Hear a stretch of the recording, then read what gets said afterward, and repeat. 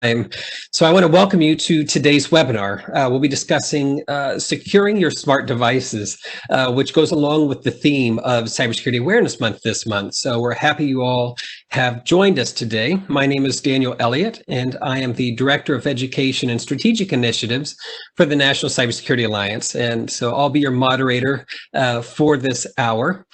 So I'm looking forward to a lot of great discussion here today. A few housekeeping items to note. This webinar is being recorded. And so once we finish the recording, we will post it to the NCSA resources library.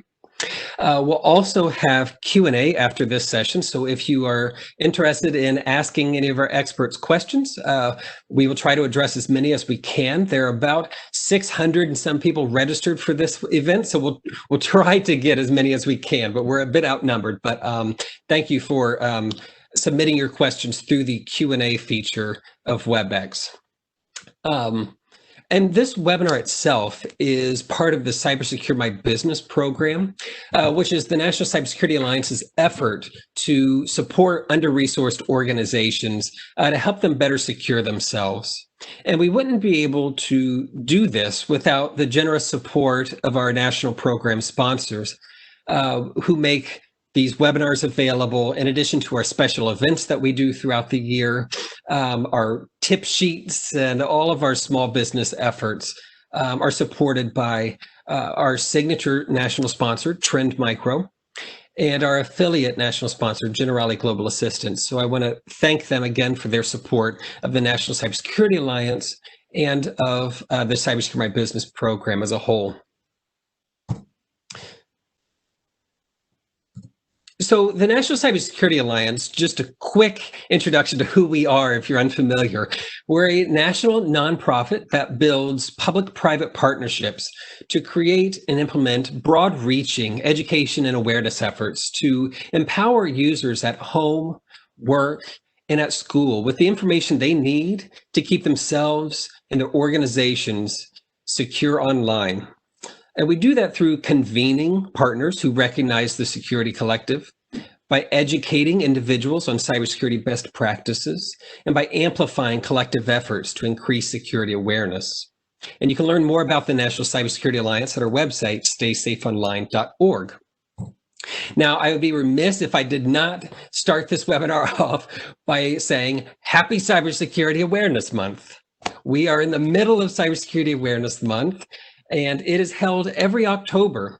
And it's a collaborative effort between government and industry to raise awareness about the importance of cybersecurity and to ensure that all Americans have the resources they need to be safer and more secure online. And the National Cybersecurity Alliance co-leads Cybersecurity Awareness Month with the Cybersecurity and Infrastructure Security Agency, who's our federal partner. And the overarching theme is Do Your Part, Be Cyber Smart this year. And it really empowers individuals to own their role in protecting their part of cyberspace. And so you can learn more about Cybersecurity Awareness Month, again, at StaySafeOnline.org. And you can get involved as a Cybersecurity Awareness Month champion if you'd like to do so. But with that, I just wanted to be sure everyone knows it's Cybersecurity Awareness Month. And I would like to now just do a quick introduction to our speakers here today. So we're going to start this webinar off with the threat landscape. What is the Internet of Things, the IoT threat landscape? And that's going to be with Jerry Liao, who's the Senior Director of Research and Development at Trend Micro. And then we're going to be visited by Brittani Johnson, who is the Manager of Identity and Cyber Protection Services with Generali Global Assistance. And she's going to talk about, now that we know the threat landscape, how to secure your devices. And then we have Simon Hahn on the line, who is the attorney in the Division of Privacy and Identity Protection with the Federal Trade Commission. And he's going to talk about how to build security into IoT products, and we'll be featuring some new resources from the Federal Trade Commission. And so with that, we have a great lineup of topics and speakers here, so I don't want to waste any more time with my talking. And I want to turn it now over to Jerry. And let me make sure he is unmuted here.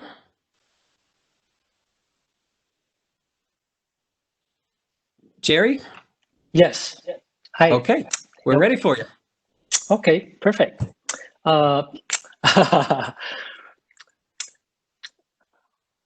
Immediately get to the right spot. So hi everyone, and this is Liao, and I'm Senior Director of R&D from Trend Micro Corporated, and I'm based in sunny California and in the city of San Jose.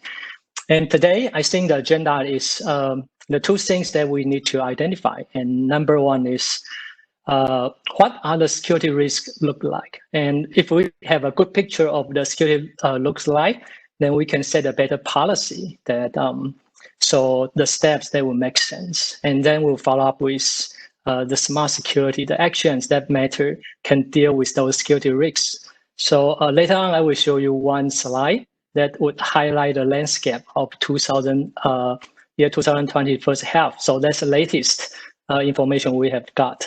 And then we will go through 5 scenarios that would know that what the actual attacks that right now happening and the tactics and the purpose behind the attacks. So we can plan for a better response and policy for that. Okay, so Daniel, please go to the next one. Okay, so this is the first half of 2020, the SMB IoT threat landscape. Just like in the physical world. So when there is a burglary about to happen, the burglar usually will drive around your community, right? They will look around if there is open window, there is open side gate. That's easier to access and get a sense of what the community looks like before the actual attack. And the actual attack, most likely, they will go to your front door directly, right? Try to easy entrance. If it does not work, then you will go through another entrance like side gate or your back door, those kind of things. So in the cyber war, it's the same. So there are 2 scenarios. So number one is network probing. So it's kind of like a reconnaissance activity and try to figure out what the possible attack can be carried out. So from our sensors and telemetric data, we notice alarming 10 billion attacks that, or we can say attempts to attacks that happens only in the first half of 2020. And we have a slide number 5 is dedicated to this one, and we'll go into deeper and explain all the details. And from here, from all the port number, if you are not familiar with those numbers, that's okay. And they are mainly for remote execution like Telnet, or for HTTP, or for FTP. And from here, the majority of them, we could see around half of them, they go directly to the Telnet. So for those attackers from here, very obviously, they want to control your devices. So they want to gain control of those devices so they can develop a botnet after this one. And those attacks from our research and analysis, we found they are not randomly post-scan. Actually, they are already warned non-specific target attacks. Okay, so this is reconnaissance network probing. How about the actual attacks? It happened 1.7 plus billion times. And here we categorize as 2 groups. Number one is a brute force logging attack. And for this group, actually, even though it was very large, but it's not as large as this one before happened last year. So from here, we could notice that the tactics from the attackers or scammers, actually, they just try to brute force and see if they can get a control of your IoT devices or routers. And this accounts for almost 90% of the inbound attack happened in the first half. And the protocols they look into is remote desktop protocol and secure share or server message block. This is for file server access. And we have a specific detail about all those protocols later on in our slides. And of course, the IoT worm and botnet attacks are always happening. So this is, we have 2 dedicated slides to talk about this continuous or IoT worm and botnet attack. Even they have been overshadowed by brute force, they are still very important. Okay, Daniel, next slide, please. And you might be wondering that how we get all those data from those 10 billions reconnaissance and 1.7 billion attack. And we have the visibility through network monitoring. And usually network monitoring, there are two ways to do it. One is active scanning, one is passive monitoring. In the active scanning, the tool usually send out packets to all the devices in your network. So within very short period of time, like few minutes, you get a clear picture of what happened in your devices. Then from Trend Micro, we do have a pretty good free tool that enable you to do that. The participation is voluntary, and we respect users' privacy. And the other for the passive scanning, that you do need to sit in the middle of traffic. But the good way of doing this is in a longer period of time, like several days, several weeks, then you can have a better observation of what actually happened in your network, which is very important to get detailed information. So to obtain this kind of information, Trend Micro has participated with global router vendors and ISP. So we can have millions of telemetry data points that we can collect the information. Okay, so let's go to the next slide, which is the first, I mentioned that we are going to go through 5 attack scenarios. And this is the first one. This is a reconnaissance attacks. So from the left-hand side, we could see the major attacks actually is happen. The port 23 we talk about is telnet. So a lot of IoT devices, the way to gain control is still traditional telnet, or a more secure way through the port 22 secure shell. So the scammers or the attackers, they just use the password or from the either default password, or they combine a table like a rainbow table and brute force and try. And we know those small IoT devices, the way they respond to those attacks are not as good as a big website. So they just keep trying the popular password. A lot of time they can get access to those devices. So from here, we know how important it is that we change a very long and non-default password on this. And the second one is HTTP related. So we could see that on port 443, 80 or 8080. And HTTP is another major channel that the IoT device expose their functionality through remote configuration. And the final one is a smaller one, is FTP command port, it's port 21.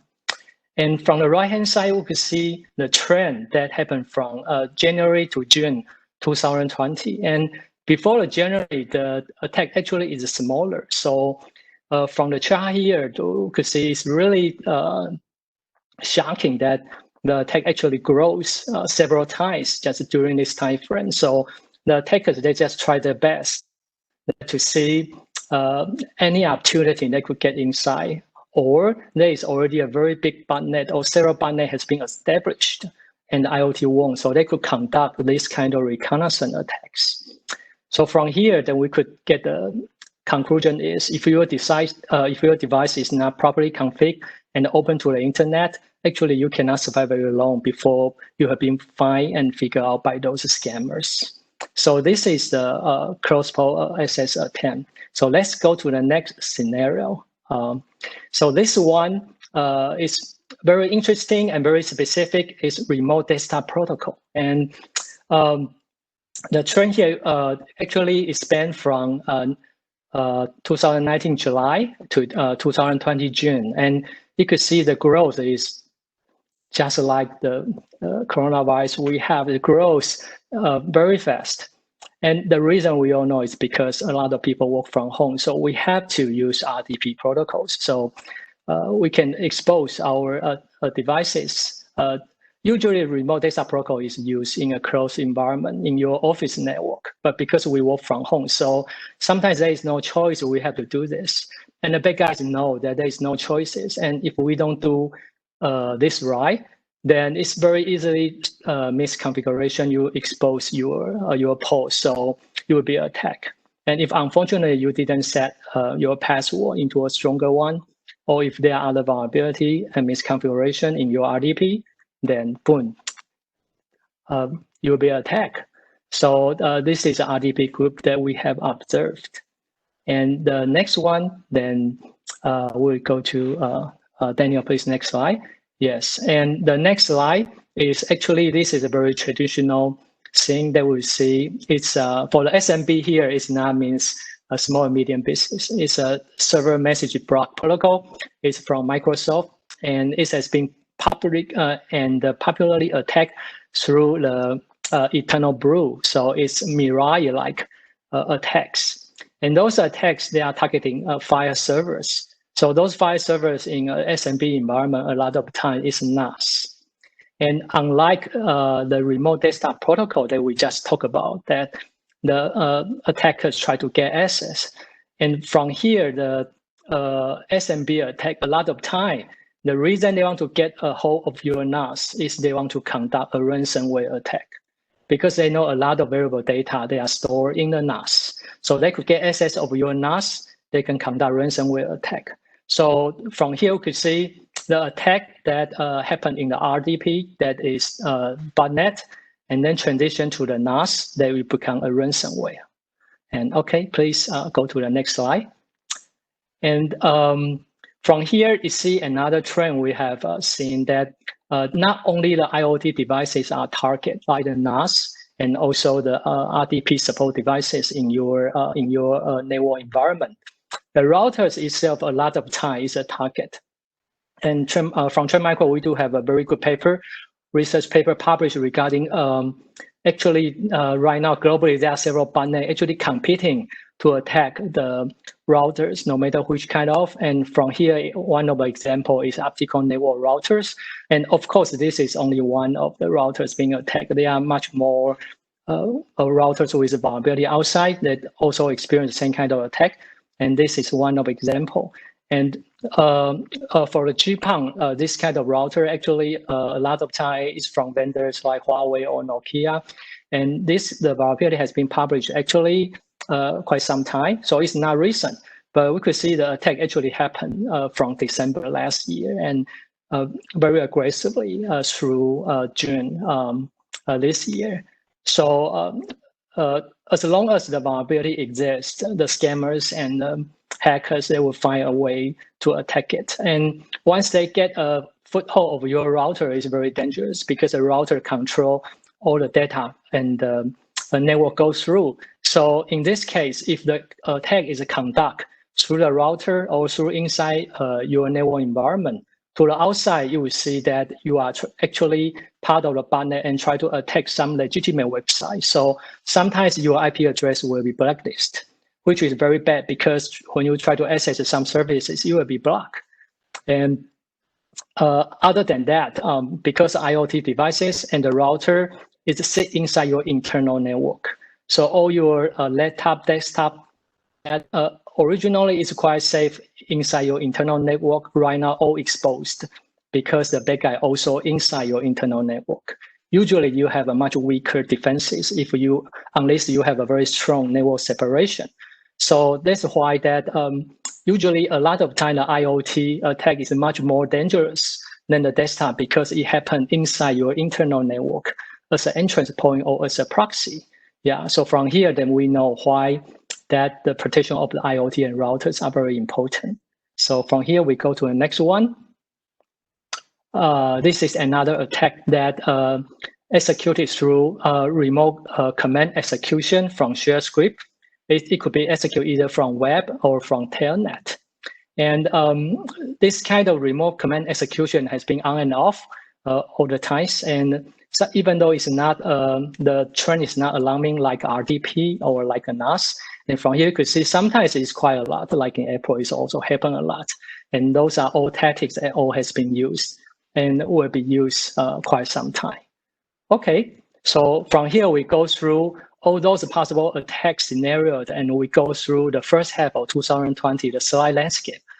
Then you will see, oh, okay, those are just attacks, 10 billion of reconnaissance and almost 2 billion of attack. But what's the likely chance that I actually will be hit? And from here, we have the report that from our IoT smart scanner is active scanner that we could see the device inside your network. And from here, that the information and the data we have got is 27% of the devices inside the network participating that has at least one vulnerable devices, which is very big. It means almost 1/3 of the network as long as it has a misconfiguration or is exposed, you have a likelihood that you would be attacked. And how about the chances of those vulnerabilities and the current situation of those vulnerabilities has been fixed? Then we see 5.65% of those vulnerability devices actually have been fixed in first half. The number is not big because the vendor usually take a lot of time to fix those vulnerabilities. And the number is even smaller if we take a look at that. The people really spend an effort to patch those vulnerabilities. Actually, less than 5 stay at 4.89%. So from here, we know that you have at least one window or backdoor open. The chance is quite large right now. In the wild, it's almost 30%, and not a lot of device has been patched. So what's a real attack happen scenario look like? Then we can go to the next slide. So we know that almost one third has opening door waiting to be attacked. So how is it likely that the attackers really get into? So from here that the participating routers vendor, we do have a telemetry data show that around 13%, this is the data globally, and each country would be different. Some country higher, some country lower, but globally speaking, it's around 13% of SMB and home network that we have observed actual attack attempts. So that means if you are the one third of the network that has a vulnerability and port and hole opening, and 13% of the chances that actually you will get attacked. So from this point, if you do not have a proper IPS solution that help you to block those attempts, then the attack will actually enter into your network. And from our observation that with the 30% attack in the network, actually they are almost 3%. They are 2.92 of the network has active infection. So if you are vulnerable, that actually you have 13% of chance being attacked. And right now in the wild, actually they have 3% of network right now. They are actively being infected, and those compromised devices actually attack outside. And the targeted attack is just like the bot outside normal routers and conduct a bot attack, or they will attack IIoT devices. And the attack of IIoT devices is also a very important trend because there's an espionage to the factories.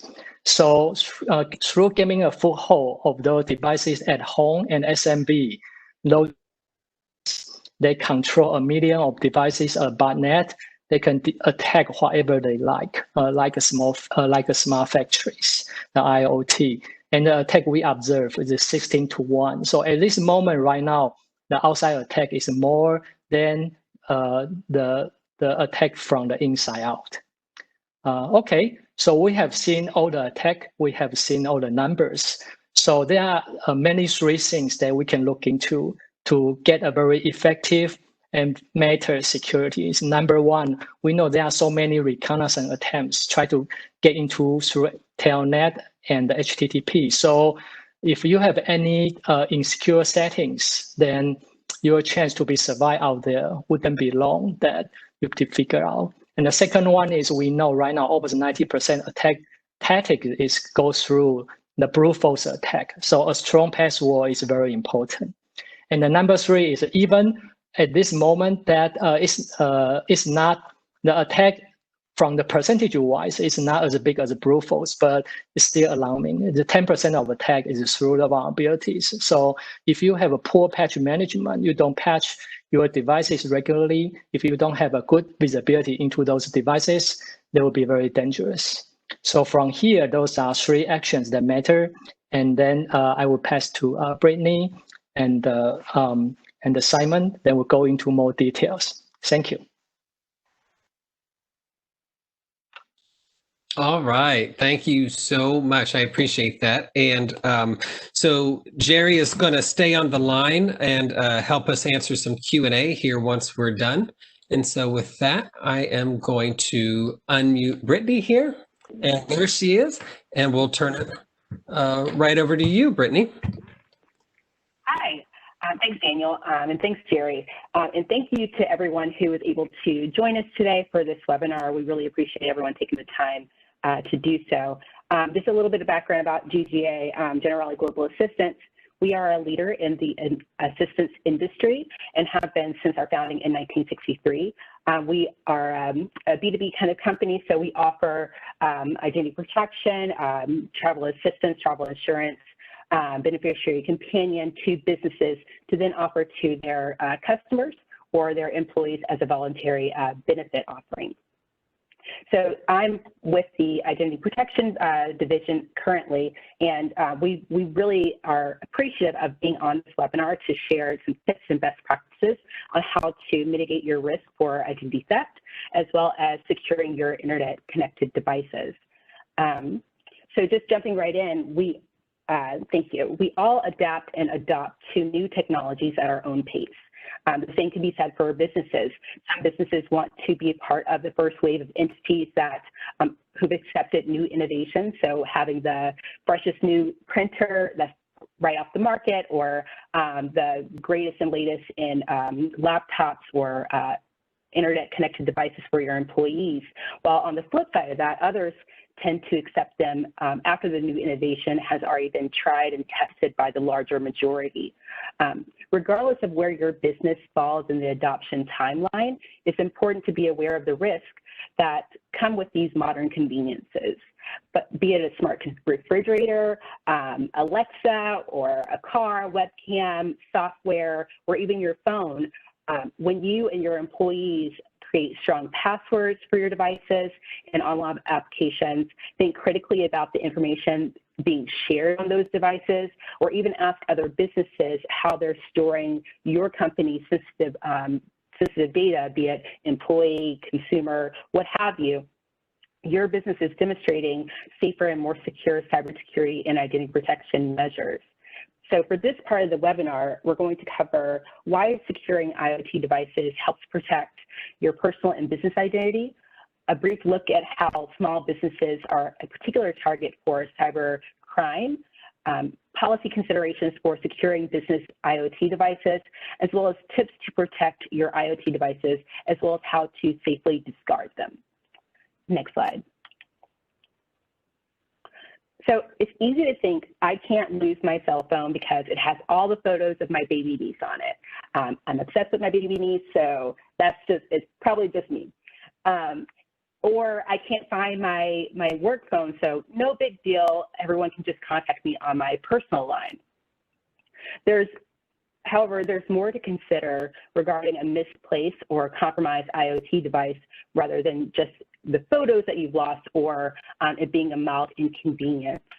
The line between our online and offline lives has become more and more indistinguishable this past year, especially.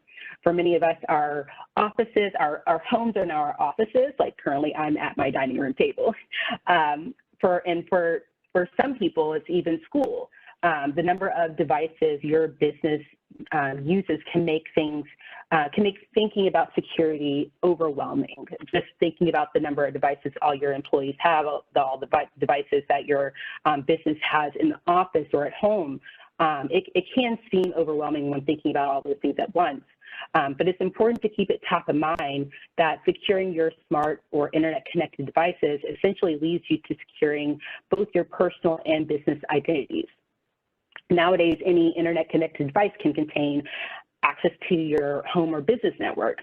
And keep in mind that most of IoT devices allow you to remember or automatically connect to a previously configured network. So if your device is lost, just think about how you just opened up a whole new world. That's such a security risk for someone having access to your home or even business network.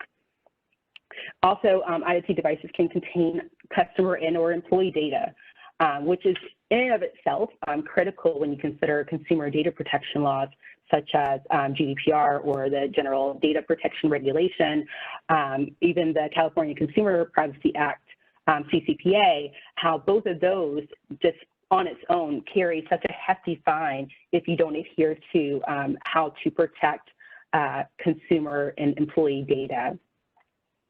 And emails can contain customer and employee data as well as other sensitive business information, intellectual property. You have financial information, intellectual property, as I already mentioned, location sharing data.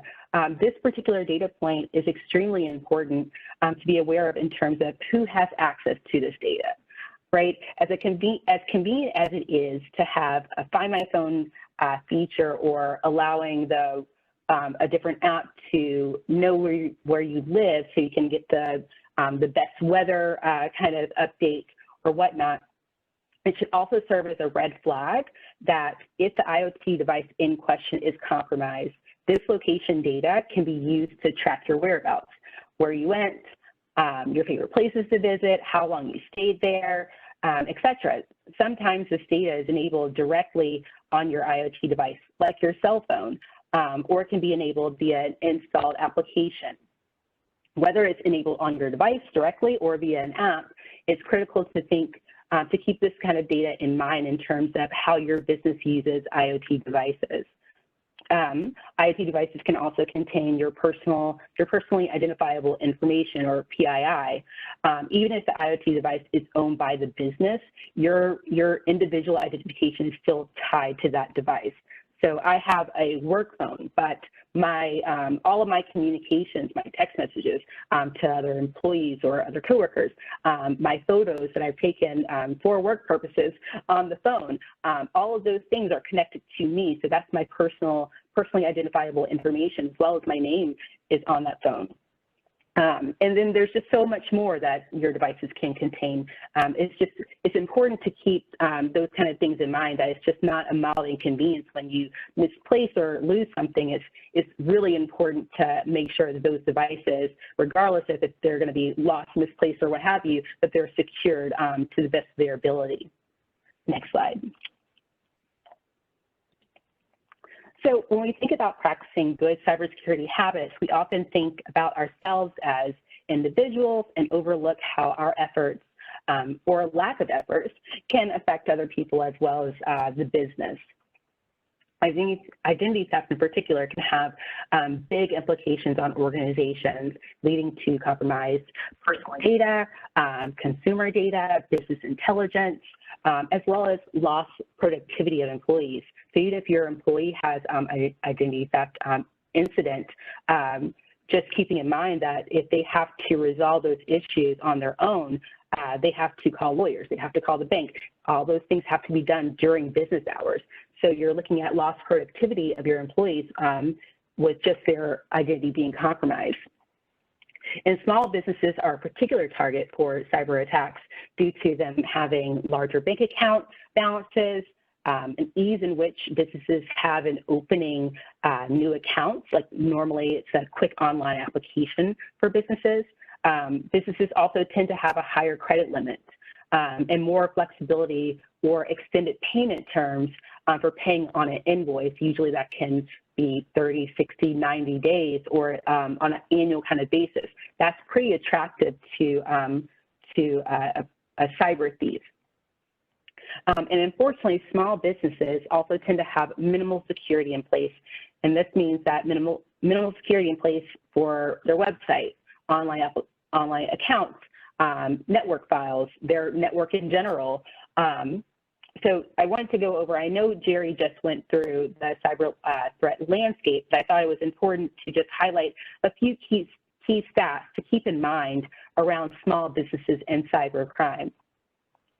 So in IBM's 2020, the Cost of a Data Breach report, they found that 50% of small businesses have experienced a cyber attack this year, and that 80% of data breaches included customers' personally identifiable information, so their PII, which, going back to those data protection laws like GDPR and CCPA, that's a pretty big deal when just looking at the loss in productivity for your employees of fixing this issue, but now you have to pay a pretty hefty fine to basically apologize for mishandling consumer data.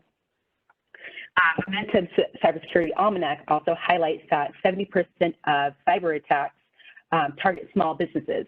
And while CSOs, top cybersecurity facts and figures and statistics, notes that 90% of data breaches are caused by human error or employee negligence. So as more and more people continue to work from home, continue to work largely remotely, the potential for using personal devices for work purposes and vice versa has increased.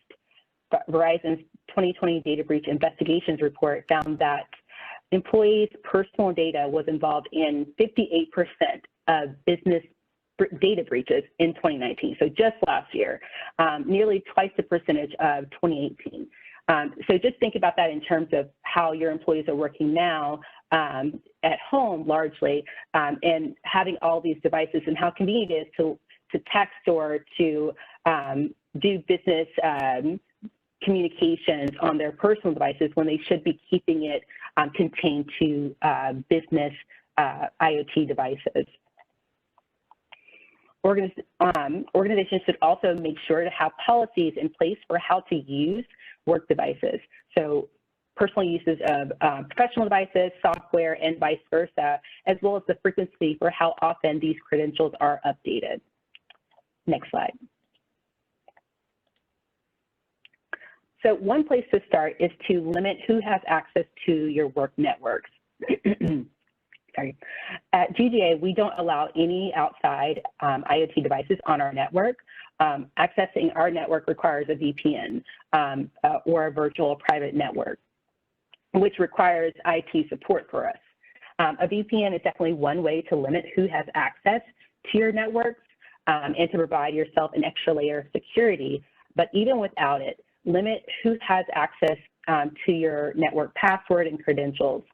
If there's a must for someone to have access to it, make sure that the device is registered to the IT department, if you have one, or the most appropriate employee, so they can obtain activity logs for that device in case anything happens. Also reduce storage of customer data on individual work machines and limit who has access to the customer data. Just like HR is one of the few departments who has a view into personal employee information, customer data should be shared with only employees who have a business need to do so. Also, under limit and reduce, limit the installed software on computer-provided IoT devices to what is required and for employees who actually need it. So you should, though, on the flip side of that, enable web filters. So social media posts can contain links to malware or even phishing sites. And you can look at the post and think it's innocent, that it just drove you to a page that's kind of blank or looks a little wonky. Sometimes those can be malware. Those can they can hide malicious attacks or malicious software in those links. So making sure, one, on social media that you're not clicking on links from random people, that you know where the links are going to take you. But for businesses, enable web feature filters, to prevent employees who don't have a business need to be on social media to limit your risk of exposure. I'm not trying to talk anyone out of being on Facebook all day. I just think that we believe that limiting who has access to those kind of websites, you can then drill down into where, if compromise does happen, where it originated from. Also enable multi-factor or two-factor authentication, not just on your device, but also for various applications like your employee email accounts, internet, etc.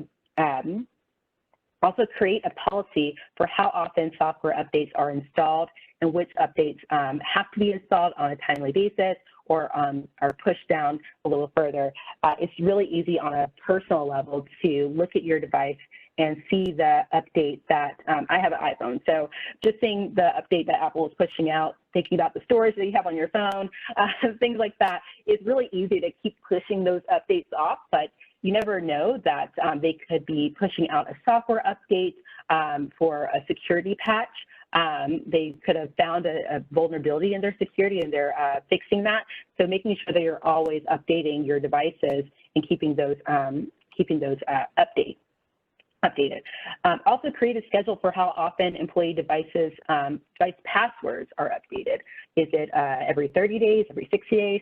Figure out a time frame that you know is best for your company, but also knowing that on an individual side, how easy it is for us to not change our passwords. So making sure that you have a policy in place to force those password changes helps protect your business in the long run. And also create and maintain regular ongoing training to all employees on security information management as well as cybersecurity threats. Your security is only as strong as your weakest link. So be sure that all your employees are, one, aware of cyber threats, like that ransomware exists, malware exists, there's phishing attempts and scams out there. Two, know how to spot them. So knowing that when you see a phishing email, to always check the sender, making sure that the address is aligned with who the sender says they're from, making sure to read through for any grammatical errors that you know that a company, a legitimate company, would send out. Hovering over links in the emails to make sure that it's not driving you to a malicious site. And then three, what to do when they see it. Just still using phishing as an example, you should immediately delete the message and attach it so you can send it to your IT department. But also, after you delete the message, making sure that you share that with your other colleagues, your other family members, making sure that they're aware that, hey, I just received this phishing attempt. I know it's a scam. Just so you know, don't click on this. It's really important that we all, it's a community effort on cybersecurity. So we should all be doing our part to make sure that everyone is protected in this, because essentially it protects us. And then, yes, next slide. So what are a few tips you can do now to help protect your business and personal IoT devices? First, know and understand your device. What I mean here is know what features your device has that are automatically enabled and disabled.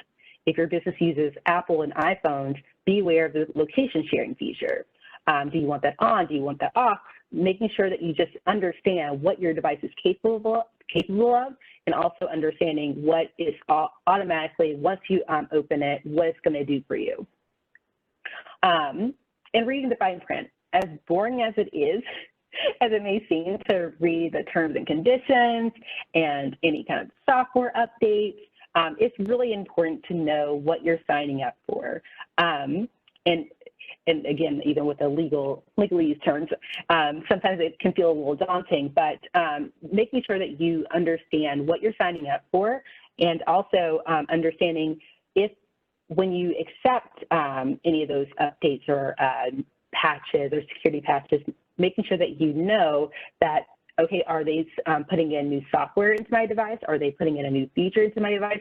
How does that work for the way I use this device? What do I need to do to disable that feature? Things of that nature. Also, be mindful of the applications and software downloaded and installed on your machines, and make sure to download them from reputable sources and directly from the application store. So like Google Play, the Apple App Store. Never download an application from someone else's website that isn't driving you back to that store. They do a really good job of vetting all the applications and making sure that they're up to standards with their security and like their policy. So making sure that you're only downloading applications directly from the App Store. Create strong and long and unique passwords and enable multi-factor authentication for an extra layer of security. Also secure your devices with audio and or video protection gear. There are companies who sell this. Right now on my work machine, I have a laptop, a webcam cover, and also a microphone blocker that I just stick into the headphone jack. That I feel more secure doing that. Anyone can log into or compromise your device and get into your camera or listen to what you're talking about. So just making sure that at the very least to protect your machines as best as you can. And if funds allow, consider a comprehensive identity protection service for your business to monitor your business credit report and identity on the web and what have you. I know this list can seem a bit overwhelming, but there are companies out there who offer small business cybersecurity protection. One example of a company who offers this type of service is MasterCard. They offer small business cybersecurity solutions that provide business identity monitoring, resolution services, including monitoring services for small businesses EIN and DUNS numbers and business credit reports. Next slide.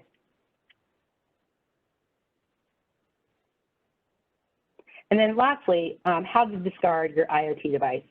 Make sure, before you discard any IoT device, make sure to have a backup of all your data before discarding it. Also, if provided by the business, devices should be handed back to the IT department or the most appropriate employee who understands and knows how to properly discard IoT devices. Before discarding like your computer or those kind of machines, remove the computer hard drive before discarding. Even if the hard drive is damaged, thieves can still extract data from the hard drive. And then if you're discarding a mobile device, make sure the SIM card is removed and the phone is reset to manufacturer settings.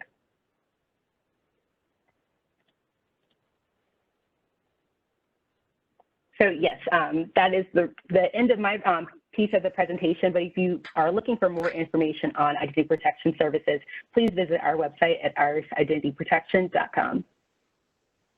All right. Thank you so much, Brittany. I appreciate it. And she's going to stick around. And we did have some questions come in about, are we going to do Q&A? And yes, we are going to get to Q&A here in just a moment after our next few slides to wrap up the prepared remarks. And just a reminder also that this webinar is being recorded and we will share the content with you after the webinar. So thank you for your patience as we render the file and get it ready and posted. And so with that, Simon, I'm going to unmute you here. Simon, again, is the attorney in the Division of Privacy and Identity Protection at the Federal Trade Commission. And it is all yours now. All right. Thank you, Daniel. And thank you, everyone, for joining us today. Again, my name is Simon Hahn. I am a lawyer at the Federal Trade Commission. For those of you who may not know, the Federal Trade Commission is a government agency that is tasked with promoting competition and protecting consumers. As part of our consumer protection mission, we enforce a number of laws to protect the privacy and security of consumer data. Here I need to add a disclaimer that I'm speaking on behalf of myself only. My statements don't necessarily reflect the views of the Commission or any individual commissioner. So next slide, please. So I'm here to tell you about Careful Connections, which is a FTC publication for companies that make connected devices. It's newly updated for 2020. Careful Connections contains the FTC's recommendations for providing reasonable security to your customers. Next slide. So why should you read Careful Connections? Well, the main benefit is to your customers. It provides recommendations on protecting your customers, and I know that that's something that's important to everyone on this webinar just by the fact that you're here. By protecting your customers, you're also protecting yourself. Nobody wants to be in the news as the company whose devices were hacked because you didn't take proper steps to secure the data. Aside from the reputational hit, you might also hear from us. And speaking for myself personally, I never want to have to take an action against a company that's trying to do the right thing. Part of the reason why we have these publications is so that people who are trying to do the right thing have the tools to do so. Next slide. So let me tell you a little bit about what's in Careful Connections. And it may be that you're already doing some of the things that we recommend here. It may be that you're actually doing most of the things that we recommend. But it may also be that there are some things that you're missing just because they're not top of mind. So this isn't a checklist per se, but if you want to build a checklist for your organization, Careful Connections is a great place to start. So let me go through some of the highlights. We make 7 recommendations. The first is that you should design security. What we mean by this is that you should think about security from the beginning of the design process all the way to the end. Don't try to bolt it on afterward, because that will be harder, less secure, and probably more expensive. Next, we recommend that you use recognized security practices. Make sure you're watching out and defending against well-known security flaws. Also, we recommend that everyone use recognized encryption techniques rather than trying to build your own. Next, we recommend authenticating and confirming access. And what we mean by this is that you should really think about making sure that you have thought through who actually needs access to the data. So, organizations have a number of different people in different roles. It may be that not everybody needs to have access to the data coming back from your devices. Next, we recommend implementing secure data management. Here, we're talking about things like data minimization. Really think about what data you're collecting and whether you need to collect it, how long you really need to hold on to that information, and who you're sharing it with. Other parts of secure data management include having security reviews, vulnerability and penetration testing, and network segmentation. We also recommend that you have a process to monitor and address security risks. It's not just to the point where the device is shipped. Once it's out in the world, you want to have a process where you find out about security risks that people are identifying, and you have a process in place to address those quickly. Next, we recommend creating a culture of security, and not just for your organization, but also for the third parties that you contract with. Make sure that they understand what your expectations are for privacy and security. And finally, and this is something that is of particular importance to us at the Federal Trade Commission, we want to make sure that everyone knows to communicate with your customers. We recommend being simple, clear, and direct, and make sure that people have information early on. So, for example, if you're making a connected device and you're only planning on providing security patches for another 3 years, then make sure that customers have a way of knowing that, because people who are buying these products will have the expectation that they will be supported. So it's important that you let them know what your plans are in terms of actually supporting them. We also recommend that you keep security separate from marketing. Customers may not want to hear marketing messages, but they do need to hear about security messages. So those are some of the highlights of our recommendations. Next slide, please.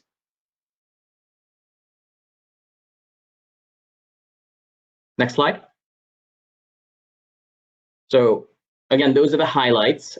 You can get the full document online at ftc.gov/carefulconnections.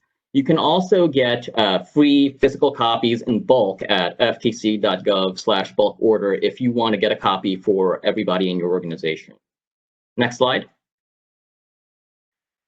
The FTC also has some related resources for small businesses, cybersecurity for small business at ftc.gov/cybersecurity, and Start with Security, a guide for business at ftc.gov/startwithsecurity.